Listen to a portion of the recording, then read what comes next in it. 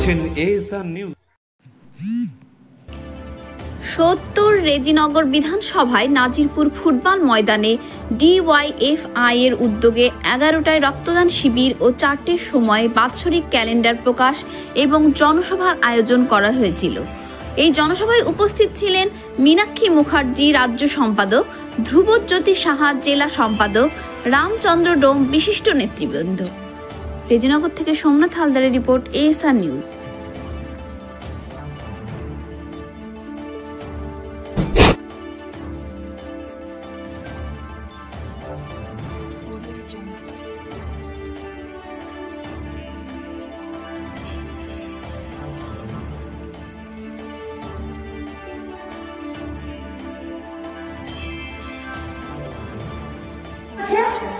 রেজিনগরের গণতন্ত্র নেই।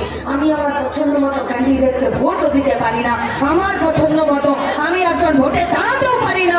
যদি তৃণমূল নাও মারে তো বিডিওর ব্যালট খোঁজা পুলিশগুলো পর্যন্ত আমাদেরকে ভোট দিতে দেয় না আর ভোটে দাঁড়াতে দেয় না। তাহলে বিডিও বলছে, মোহন ভাগবত বলছে, আরএসএস বলছে পশ্চিমবঙ্গে গণতন্ত্র আছে, আর রেজিনগরের একজন সাধারণ মানুষ বলছে পশ্চিমবঙ্গে গণতন্ত্র নেই। তাহলে পশ্চিমবঙ্গটা তৃণমূল कांग्रेस जो खुद को मुसलमानों का हिमायतगार बोलते हैं, যারা নিজেকে বলে যে আমি মুসলমানদের জন্য, তারাই গোটা পশ্চিমবঙ্গটাকে কাদের জন্য ছেড়ে দিল?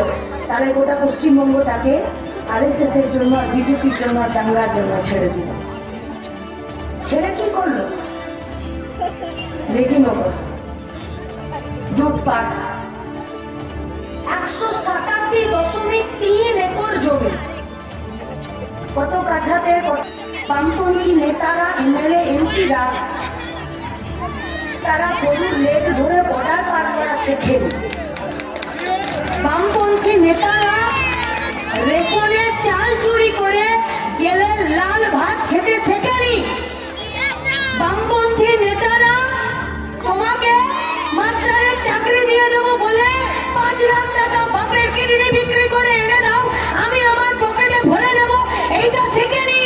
বামপন্থী কর্মীরা, নেতারা, এমএলএরা, এমপিরা ভোট পেয়ে রেজিনগরে চুটের গবেষণা কেন্দ্র বানানোর জন্য কাজ করেছিল, যাতে রেজিনগরের গরিব বাচ্চাদের বেটারা, বেটিরা পরিযায়ী শ্রমিক হয়ে বাইরে না চলে যায়, রেজিনগরেই কাজ পায়।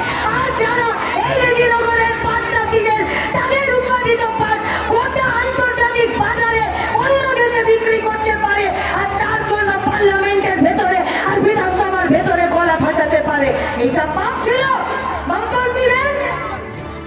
শিবিরেরই তাদের কাছে ভরসা করতে হয়, তাই রক্তদান শিবিরকে বন্ধ করতে পারল না। আর নিজেদের পিঠ চাপড়ে, নিজেদের ঢাক বাজানোর যে রক্তের প্রয়োজন হয়, ওই রাষ্ট্রীয় দৃষ্টি না থাকতে হবে।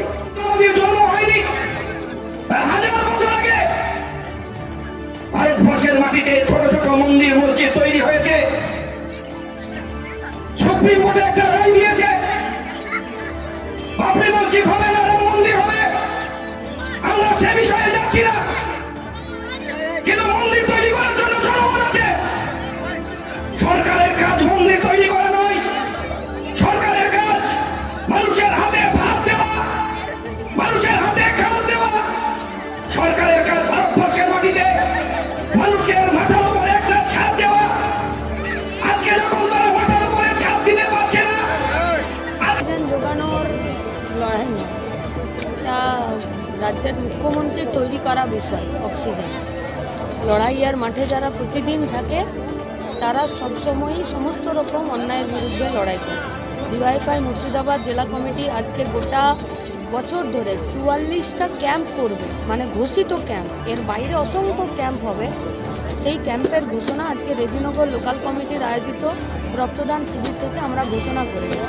এই গোটা পশ্চিমবঙ্গের মধ্যে মুর্শিদাবাদ জেলা কমিটি প্রতি বছর এ রাজ্যের সরকারি ব্লাড ব্যাংকে কয়েক হাজার ইউনিট তারা ব্লাড ডোনেট করে, এবং এটা যে শুধুমাত্র একটা শখের রাজনীতি নয়, এটা যে আসলে আন্দোলন। এর পিছনের যা পুষ্টি অপুষ্টিজনিত কারণ আছে সেটাকেও মানুষের কাছে নিয়ে যাবার জন্যই এই লড়াই। সেই লড়াইয়ে আমাদের কথা স্পষ্ট করে মানুষের কাছে নিয়ে যাবার জন্যই আমাদের এই সভা। কালকে তো মুর্শিদাবাদ আসছেন মুখ্যমন্ত্রী, কি করবে, রেজিনগরের গার্লস কলেজটা করার উদ্বোধন? তাহলে কিরকম আশা করছেন আপনি?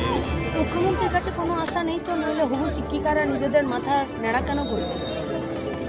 অন্ততপক্ষে আমরা কোনো আশা করছি না। আগামী লোকসভা ভোটে কি আশা করছেন? দেখেন যে এই সমস্ত ভোট দখল ভোট, ভোট যদি কাজের দাবিতে হয়, ভোট যদি ভাতের দাবিতে হয়, ভোট যদি হাউস ফর অলের দাবিতে হয়, তাহলে বিজেপি মুখ থুবড়ে পড়বে। এখন পর্যন্ত সন্দেশখালীর ধরা পড়েনি, কি বলবেন? মমতা ব্যানার্জি বলবে। তৃণমূলের যে ব্লক সভাপতিদের লিস্ট বের হয় সেখানে অনেক আসামির নাম আছে, এরকম শোনা যাচ্ছে। এই বিষয়ে তো আসামিরা বন্দুক ঠেকিয়ে এতদিন ভোট করতো, এখন আসামিরা বলছে বন্দুক ঠেকিয়ে তোমার জন্য ভোট কেন করাবো, আমি নিজেই ভোটে দাঁড়াবো।